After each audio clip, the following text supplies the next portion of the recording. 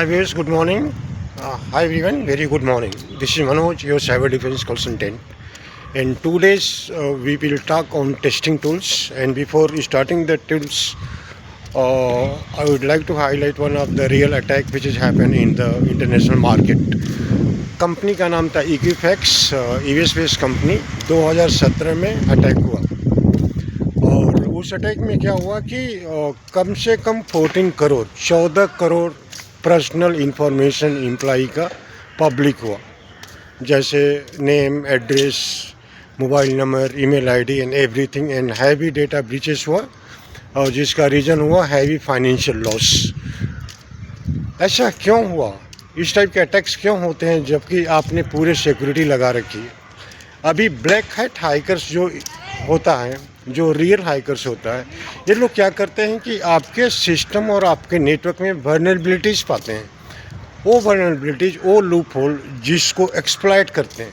They found the vulnerabilities in your entire networks and they exploit those vulnerabilities and release the different kinds of attack like spread the ransomware attack or any kinds of worms or any other activities, illegal activities, जिसमें directly company का data breaches होता है, data loss होता है, financial loss होता है. तो इन सारे टाइप से अटैक्स होते ही रहते हैं जबकि आपने पूरा सिक्योरिटी लगा रखी है. और उसके बाद से भी वल्नरेबिलिटीज़ होता है, लूप होल होता है, बग्स होता है, उसको फाइंड आउट करके वो एक्सप्लॉइट कर देते हैं और उसके बाद से अपना इलीगल एक्टिविटीज़ करके आपको परेशान करते हैं और फाइनेंशियल लॉस का सामना कंपनी को उठाना पड़ता है बहुत हैवी तरीके से. ठीक है, तो आज हम लोग बात करने वाले हैं जो ओवरऑल सिक्योरिटी को कैसे मॉनिटर्स और कैसे फिक्स किया जाता है. तो इस साइबर सिक्योरिटी में एक टेस्टिंग होता है जिसका नाम होता है VAPT. वो VAPT का मतलब होता है vulnerabilities assessment and penetration testing. Vulnerabilities assessment and penetration testing का मतलब होता है कि आपके नेटवर्क में जितने एक डिवाइसेस लगे हैं, जैसे आपका फायरवॉल हुआ, आपका राउटर हुआ, आपका स्विचेस हुआ, आपका सर्वर हुआ, आपका वेब एप्लीकेशंस फायरवॉल हुआ, क्लाउड एप्लीकेशन चल रहे हैं, ऑफिस 365 चल रहा है और बहुत सारे ये चल रहे हैं, ये एप्लीकेशन चल रहे हैं. ठीक है, और इन सारे एप्लीकेशन के पास इवन आपके पास डिफरेंट लेवल की सिक्योरिटी है.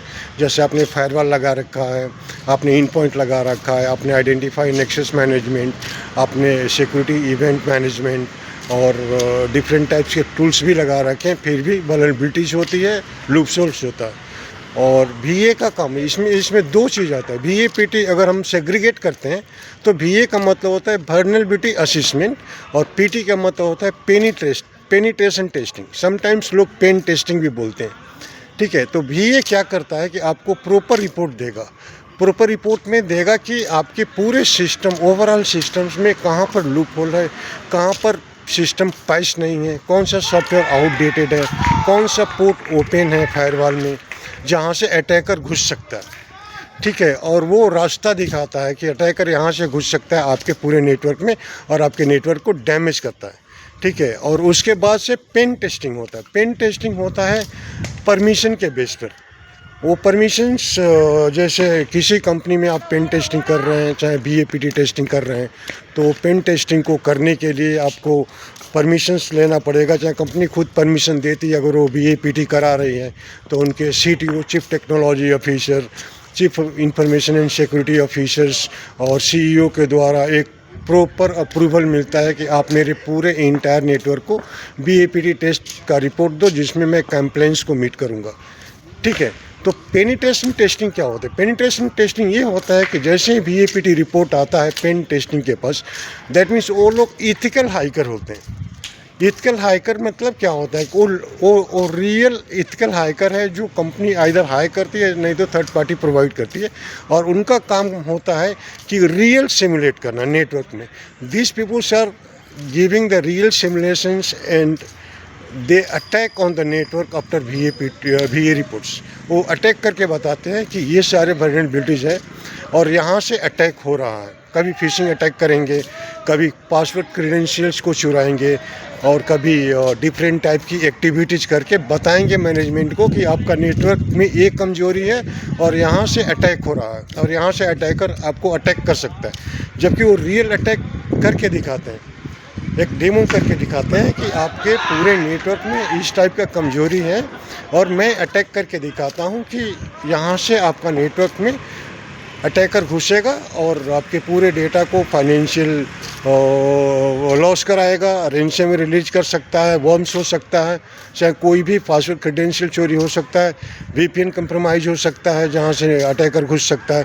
तो पेन टेस्टिंग में जब इथिकल हैकर पूरा सिमुलेट करता है तो आपको पूरा आइडियाज़ लग जाते हैं कि यहाँ से आपका नेटवर्क में प्रॉब्लम है और these are the way where the attacker can exploit your vulnerabilities and they get into the network to damage your entire infrastructure। ठीक है, चाहे वो वेब एप्लीकेशन पर हो, चाहे वो आपके क्लाउड एप्लीकेशंस पर हो, और चाहे आपके ऑन प्रीमाइसेस फायरवॉल पर हो, चाहे इन पॉइंट में हो, चाहे और भी सारे जो भी एप्लीकेशन रन करा रहे हैं उस पर हो। तो ये सारे पेन टेस्टिंग रिपोर्ट में मिल जाएंगे। और पेन टेस्टिंग और VAPT testing, that means total VAPT testing important क्यों है?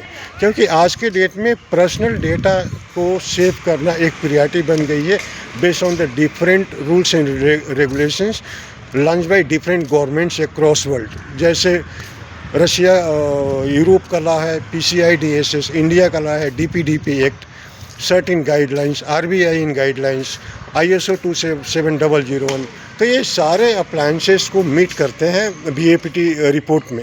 ठीक है, क्योंकि कल के डेट में अगर आपकी कंपनी ऑडिट में जा रही है तो ऑडिट में सबसे पहले कंप्लायंस रिपोर्ट को मीट करना पड़ेगा, कंप्लायंसेस को मीट करना पड़ेगा। अगर कंप्लायंसेस मीट नहीं कर पा रही कंपनी, हैवी पेनल्टी होता है। और जैसे इंडिया का जो डीपीडीपी एक्ट है, इसका पेनल्टी अगर आप किसी भी कस्टमर का पर्सनल डेटा लीक कर रहे हैं, चाहे कंपनी द्वारा लीक हुई है, तो सबसे पहले तो कंपनी का रेपुटेशन डैमेज होगा।